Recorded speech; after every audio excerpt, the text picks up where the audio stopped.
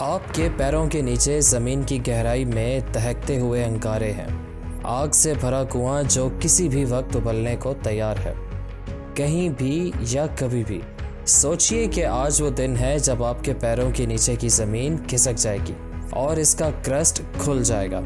बड़ी दरारों की वजह से बेहिसाब तबाही होगी और शहर की सड़कें दहकते हुए लावा से दहल जाएंगी। चीज़ें थोड़ी ज़्यादा ही गर्म होने वाली हैं। इससे कितना नुकसान होगा और क्या हमारे बचने का कोई चांस है भी? क्या हो अगर ज़मीन का क्रस्ट अचानक खुल जाए? हमारा सियारा जियोलॉजिकली एक्टिव है। पूरी खबर ये है कि हम ये नहीं बता सकते कि कब और कहाँ एक बड़ा LIP या आतिशफशां बन सकता है। LIP ऐसे जियोलॉजिकल इलाके होते हैं जो तब बनते हैं जब ज़मीन की सतह पर ज़्यादा मिकदार में मैग्मा बनता है। इससे एक छोटी जगह के उभरने, कंटेंट्स के फटकर अलग होने, ज़मीन के टूटने और मौसम में बदलाव होने जैसी कई चीज़ें हो सकती हैं। LIP वैसे तो कम ही नज़र आते हैं, लेकिन इनका घर ज़मीन के अंदर ही है। हम में से ज़्यादातर लोग जानते हैं कि एस्टेरॉयड ज़मीन से टकराया था और सारे डायनासोर्स को ख़त्म कर दिया था, लेकिन कई लोग ये नहीं जानते कि 25 करोड़ साल पहले साइबेरिया में बने एक बड़े इग्मिया प्रोविंस से ज़मीन तकरीबन तबाह हो गई थी।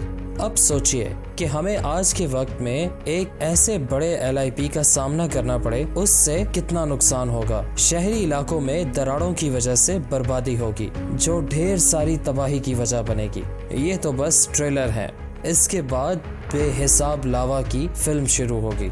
एक बार ये लावा बाहर आ गया तो सब कुछ बर्बादी के तहाने पर होगा। फसलों के लिए खेती की ज़मीन जल जाएगी। झील, झरने और नदियाँ ज़्यादा लावा होने पर भाप में बदल जाएंगी। और ये देखते हुए कि लावा कितनी तेज़ी से बहता है, बहुत सी जानदार नस्लों को अगर वक्त पर महफूज मकामात पर मुंतकिल न किया गया तो वो ख़त्म हो सकती हैं। ज़मीन पर भी इसका भयानक असर होगा। स्कूल, दुकानें और हॉस्पिटल्स सब बर्बाद हो जाएंगे। साथ ही हाईवेज और पावर बनाने वाली सहूलतें और पानी की टंकियां भी ख़त्म हो जाएंगी। और आपने वो जो खूबसूरत घर हाल ही में ख़रीदा था वो लावा से ढक चुका है। आपकी नई गाड़ी वो भी लावा के नीचे है और आप खुद। लोगों के चलने की रफ्तार तकरीबन 5 किलोमीटर फी घंटा है और भागने की तकरीबन 13 किलोमीटर फी घंटा। तो अगर आप भागने में अच्छे हैं तो आपके लिए उसे आजमाने का ये अच्छा वक्त होगा। लेकिन डेमोक्रेटिक रिपब्लिक ऑफ कॉन्गो के माउंट नेरो कॉन्गो से नीचे बहने वाले लावा की रफ्तार 100 किलोमीटर फी घंटा होती है, तो उससे बचना मुश्किल है।